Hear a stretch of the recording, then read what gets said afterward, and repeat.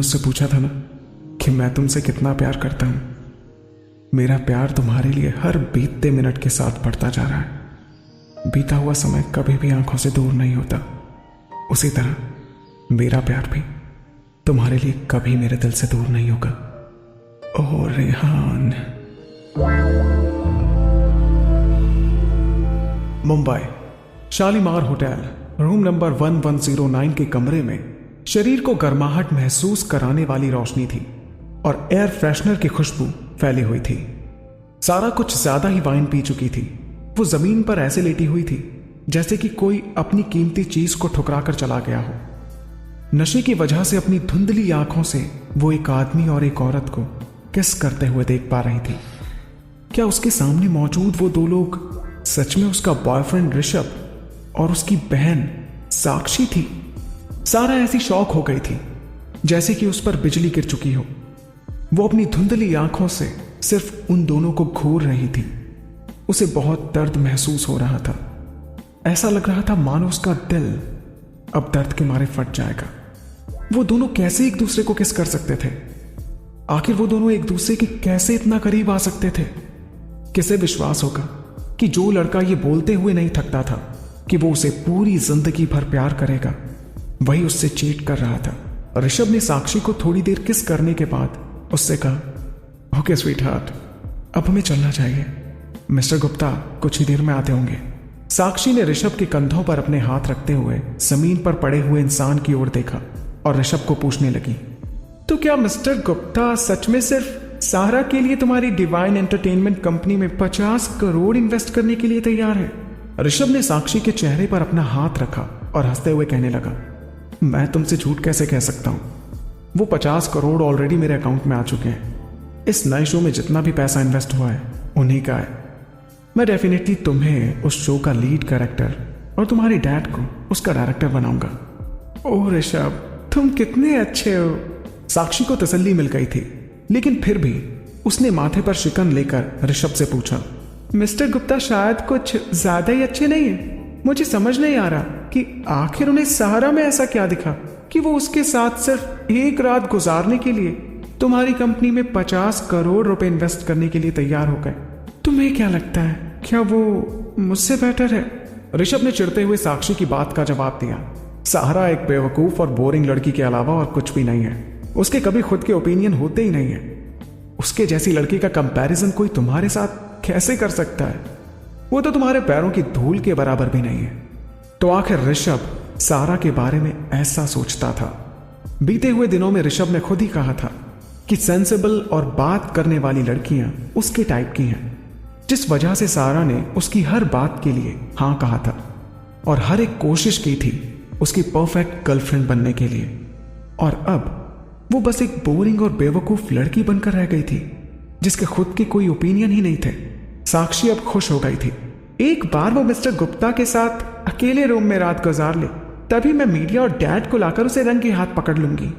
Scandal से वो मुंबई की सबसे पॉपुलर लड़की बन जाएगी और फिर तो तुम उसके साथ एक जस्टिफाइड रीजन से ब्रेकअप भी कर सकते हो। तो आखिर उन्होंने सारा के लिए ये सब कुछ प्लान किया था। वाकई इन लोगों ने तो सारा के खिलाफ बहुत बड़ी साजिश रची थी। स्वीटी, तुम बहुत स्मार्ट हो। ऋषभ ने साक्षी के कमर पर अपने हाथ रखे और उससे कहने लगा, चलो कहीं शांत जगह पर चलते हैं। मैंने तुम्हारे बर्थडे के लिए सरप्राइज भी प्लान किया हुआ है। Oh really? ओह, तुम कितने अच्छे हो। जल्दी चलो, मैं और इंतजार नहीं कर सकती हूँ। वो दोनों रूम के बाहर चले गए। ऋषभ ने मिस्टर गुप्ता के लिए रूम का दरवाजा थोड़ा सा खोल दिया था। जमीन पर पड़े हुए साक्षी का दिल टुकड़े टुकड़े हुए जा रहा था, मानो उसे बर्फ के टुकड़ों पर रख दिया हो। ऐसा लग रहा था जैसे कि कोई तेज धार वाले चाकू से उसके दिल के टुकड़े टुकड़े कर रहा था, एक के बाद एक। उसके सीने में इतना दर्द हो रहा था कि वो सांस भी नहीं ले पा रही थी। अगर सारा खुद अपनी आंखों से नहीं देखती और अपने कानों से नहीं सुनती तो वो कभी इस बात पर विश्वास नहीं कर पाती कि ऋषभ और साक्षी उसे एक घटिया बिजनेसमैन मिस्टर गुप्ता को 50 करोड़ के लिए बेच देंगे। ऋषभ सारा का बॉयफ्रेंड था जो बचपन से उसके साथ बड़ा हुआ था। वो सालों से उसे जानती थी और उसे पसंद भी करती थी। उसने अपनी मां के गुजर जाने के बाद उसके पास रखा सारा पैसा ऋषभ को दे दिया था। उसकी खुद की कंपनी स्टार्ट करने के लिए, जिसका नाम उसने डिवाइन एंटरटेनमेंट रखा था। उसने पहले सारा से कहा था कि एक बार उसका बिजनेस आगे बढ़ जाए तो वो उससे शादी करेगा और उसे एक स्टेबल और खुशहाल जिंदगी देगा। लेकिन वो सब एक झूठ था। साक्षी सारा भले ही सगी बहनें नहीं थी, लेकिन सारा ने उसे सालों से अपनी सगी बहन से ज्यादा प्यार किया था। तो क्या साक्षी ने आज तक उसे सिर्फ धोखा ही दिया? क्या सारा उसकी नजरों में कुछ भी मायने नहीं रखती थी? ये दो इंसान सारा की जिंदगी में बहुत अहमियत रखते थे, लेकिन इन्हीं दो इंसानों ने उसे साथ मिलकर धोखा दिया और उसे बेच दिया। और एक तरफ महेश था। क्या वो उसका पिता कहलाने के लायक भी था? कौन सा पिता अपनी खुद की बेटी को ही बेच देगा? शब्दों में बयान नहीं किया जा सकता कि सारा को कितना दर्द महसूस हो रहा था। ये लोग अपने मतलब के लिए कुछ भी कर सकते थे। इनका असली चेहरा घिनौना और बहुत गंदा था। किसी ने सच कहा है कि अपनों का दिया हुआ धोखा ही सबसे ज्यादा दर्द देता है। अपने साथ होने वाले भयानक हादसे के बारे में सोचते ही सारा सोचने लगी कि वो मर जाएगी, लेकिन कभी भी उनका प्लान सक्सेसफुल नहीं होने देगी। उस समय सारा के चेहरे पर कुछ अलग ही एक्सप्रेशंस थे।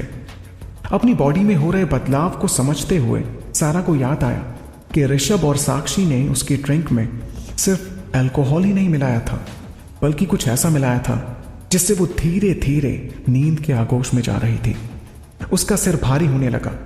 अपना होश खो देने की आखिरी कगार पर उसने फोन लिया और एक नंबर डायल करने लगी। भगवान जाने कितनी देर बाद उसे अपनी ओर कदम चलते हुए सुनाई देने लगे। वो आधी बेहोशी की हालत में जमीन पर पड़ी हुई थी। उसे हल्कापन महसूस होने लगा। किसी ने अपनी बाहों में लेकर उसे जमीन से उठाया। सारा ने उस आदमी की चमकती गहरी आंखों की ओर देखा। उसकी नजरें उस आदमी के पतले लाल होठों की ओर गईं। वो उसके बदन से आती हुई ठंडी धीमी खुशबू को महसूस कर पा रही थी।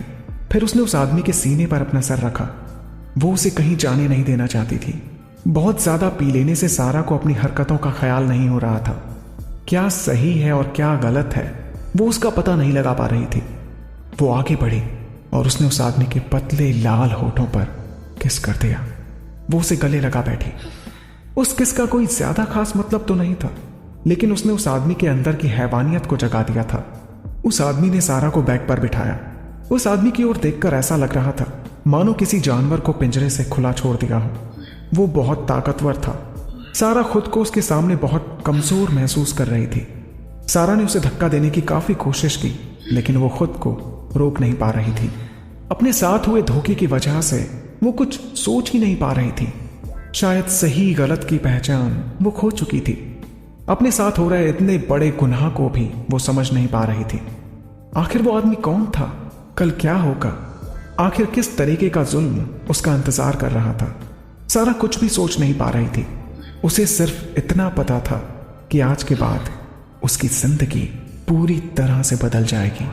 नजरों का ये तेरा जादू मुझे दीवाना करता है। देख के तुझे ओ जाने जाना दिल ही धक धक करता है।